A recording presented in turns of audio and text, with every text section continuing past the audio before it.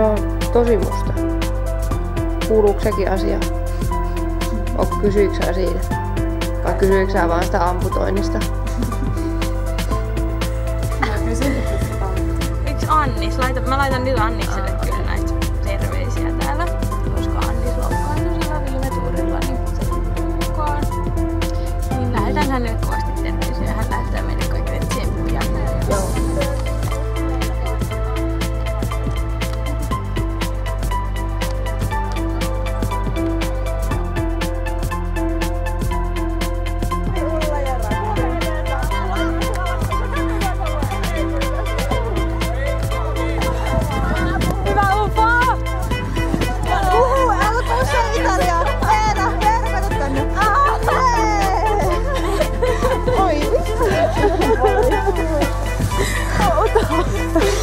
Mä olin menossa jo oksentaa.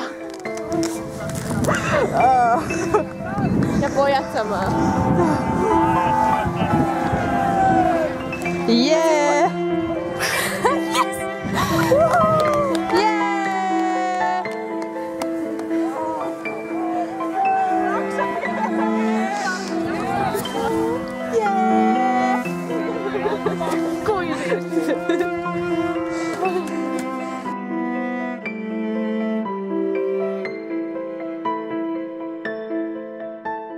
Ja monilta meistä, mutta me koottiin itsemme, me pelattiin loppuun asti.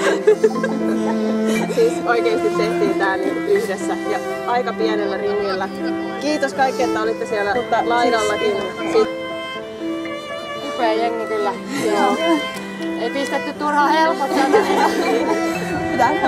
Tuntuu varmaan sitäkin paremmalta nyt. Ja mun mielestä on mahtavaa, että se henkinen kantti, joka meillä välillä on murtunut näissä viikoissa taistelupisteissä, niin tällä kertaa me vietiin. Se oli tasa 88 ja mehän käytiin hakemaan se vikamaali ja voittiin tää matsi. Ja nyt me ollaan finaalissa ja voidaan alkaa varaita lentoja sinne Italiaan.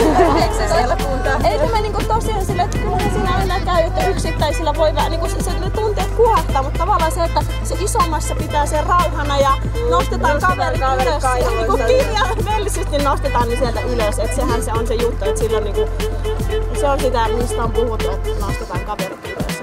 Eikös voi nyt kertoa tässä? Mä nukuin vähän yöllä, mutta sekin on sama kuin olisi yksi palvelutyö on sama kuin Promille huomata.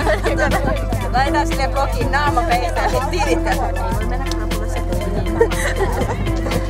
Mun mielestä turnauksen jälkeiset maanantaityötkin pitäisi kieltää, koska se olisi, kun olisi ollut viikon ryyppyputki, niin siinä on sellainen olo sen jälkeen.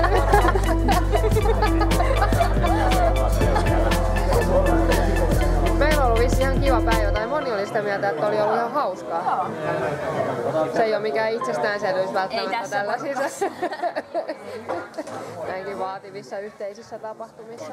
Jos miettii sitä, että mistä me aloitettiin viime keväänä, niin